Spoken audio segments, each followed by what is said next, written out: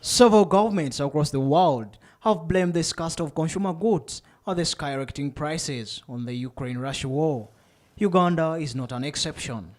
When commodity prices started to rise this year, government officials joined the chorus of blaming the problem on the war.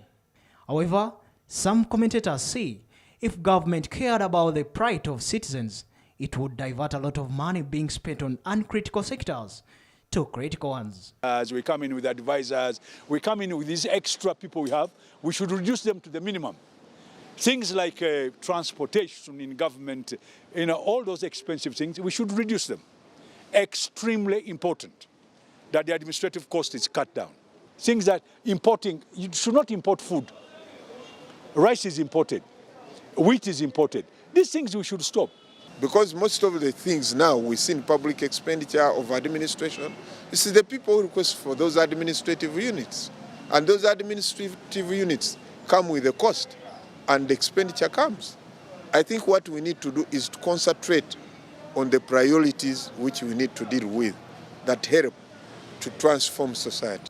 The concerns comes when arts teachers in the government schools across the country are in a strike over pay.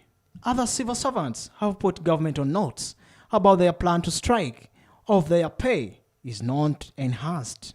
Babu and Kakoza say the lack of harmonized salary structure of all civil servants is to blame for the crisis. The problem, we've had inflations which have been going on 1 year after the other. The inflation affects the salary.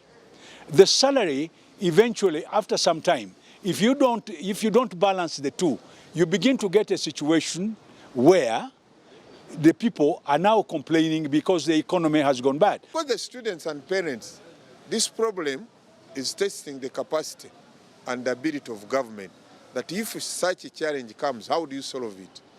Any challenge comes, tests the capability and the potential, how to go about it.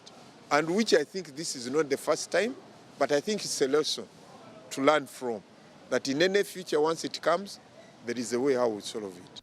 They say it's not necessary for government to give special treatment to science teachers because underdevelopment and unemployment in Uganda is not caused by lack of scientists, by a faulty education system that does not empower learners. Because we had use scales at every level in public service. Why don't you utilize that?